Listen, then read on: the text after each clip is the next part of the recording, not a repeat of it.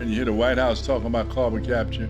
You see legislation come out, want to give people money for doing carbon capture. And you see Exxon say, oh yeah, carbon capture. Beware, there's some shit going down. The leaders are pushing carbon capture on us basically for the money. When you peel back the layers on their theory of carbon capture and storage, you find that it's just a major industrial boondoggle. Industry look at carbon capture as a way to make more money by taking the pollution and say we're gonna put it underground because they get tax credit for doing it.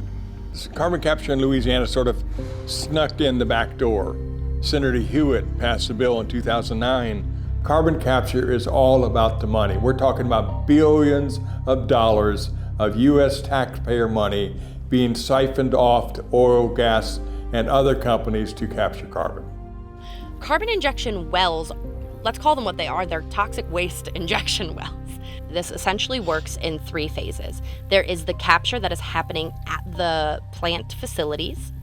There is the transportation of that carbon, which is what you would hear in the pipelines. And then there is an injection well.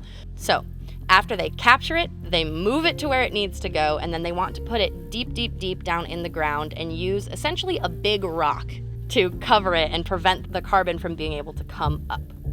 If that carbon were to seep out a distance wider than the cap rock, that rock that they're using to hold that carbon down, that carbon would come back up to the surface and be detrimental to the environment that is there with it.